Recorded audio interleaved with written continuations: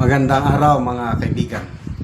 Bigyan natin ng reaksyon, opinion ngayon itong post ng Batas PH. Tungkol ito sa mabilis na aksyon ng Supreme Court sa writ of kalikasan, petition for writ of kalikasan na isinampa ng mga abogado at concerned individuals laban sa Marcos administration, itong maanumalyang flood control projects nila. Grabe. Ito, just in, the Supreme Court has ordered the Office of President Ferdinand Bongbong Marcos Jr. to comment on the petition for writ of kalikasan filed by the lawyers and environmentalists regarding the anomalies and ghost flood control projects.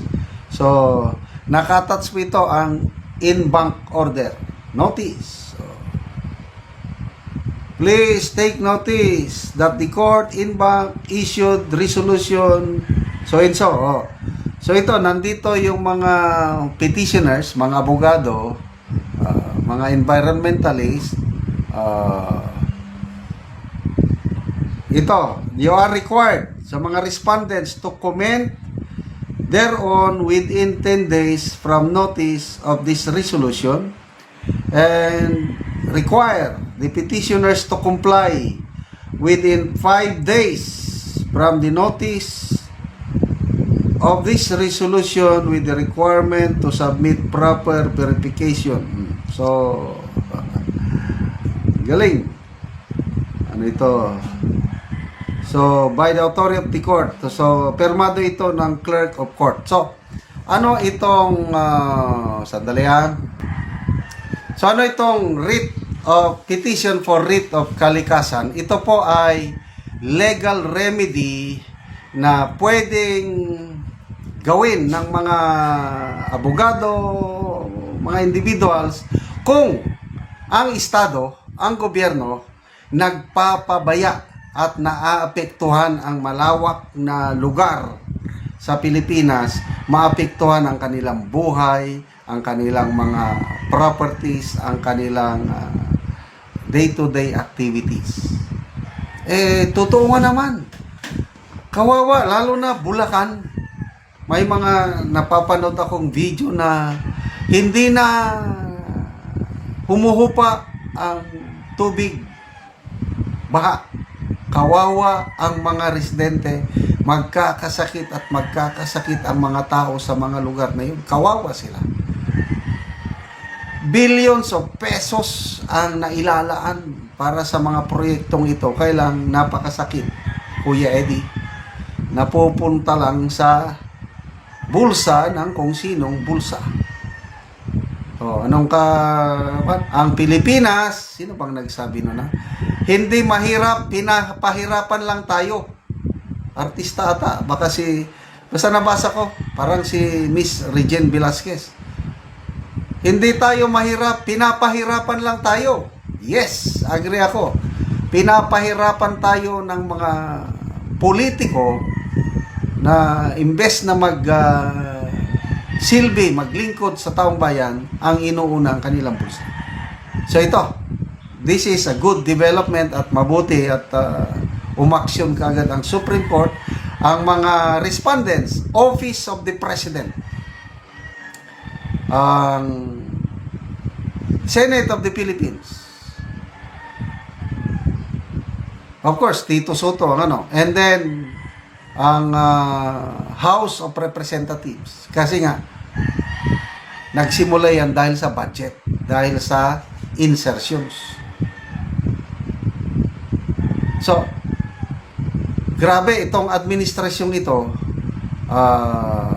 sa aking memorya, ito na yung administrasyon na may pinakamaraming kaso na naisampa sa Supreme Court. Simula pa 2 years ago, sunod-sunod na, iba't ibang areas of governance, sinasampahan sila na, at ang yung 2025 national budget na nakakalungkot dahil parang nakaligtaan naman ng Supreme Court. Yung isinampang petition ni na Attorney Vic Rodriguez. Wala na. October na ngayon. Parang wala na. Yung PhilHealth. Nag-oral arguments ang PhilHealth. Ang ganda ng simula. Ngayon, wala pa rin decision. I don't know when. Decisionan, kailan. Parang inunahan na sila ng ano. Ang presidente nag-order naman na ibalik. But up to now, parang hindi pa naibalik. Alanganin saan kukunin yung pundo. Parang yung announcement ng Pangulo para lang ata mapakalma ang galit ng taong bayan kasi before yung September 21 na malakihang anti-corruption rally kaya nag-announce meron tayong savings from DPWH, ibabalik na natin sa PhilHealth yung 60 billion. A few days after, ang PhilHealth nagbigay ng pahayag na we are not sure when and how that 60 billion funds will be returned. Okay, so ano ba mga ano, ang daming yung sa Executive Order number 62 yung pag open ng imported rice, bumabaha ngayon, pinababaan nila ang taripa, ang daming mga nirereklamo. Kaya record holder ang administrasyong ito sa dami ng mga kasong isinampa sa Supreme Court laban sa kanila. Yun, nakalimutan na rin yung writ of habeas corpus, pinal ng mga magkakapatid na Duterte para sa pagkidnap kay PRRD. Wala na rin. Nakalimutan na rin. But anyway, to me, malaki pa rin ang tiwala ko sa Supreme Court. Siguro, sa dami lang ng kanilang kasong hinahawakan. I still believe ng Supreme Court natin, last bastion of democracy. Buhay na buhay ang justice system sa ating bansa. Yan ang aking pananaw. Kaya nga, dapat sana yung kay PRRD natin, kung mayroon man siyang paglabag sa karapatang pantao or anuman sa kanyang war on drugs na kasalanan, dapat dito siya litisin dahil buhay na buhay ang justice system sa Pilipinas. Tama yung kay Ambassador Locsin, sabi niya na kasoklam-soklam. It's treason, pag traidor yung ginawa nilang pagkidnap kay PRRD. Okay, salamat mga kaibigan sa inyong pagsubaybay sa ating channel. Nakakatulong kayo ng malaki sa Tribong Talandig ng Bukidnon dahil ang income natin sa channel na ito is pantulong po sa tribo.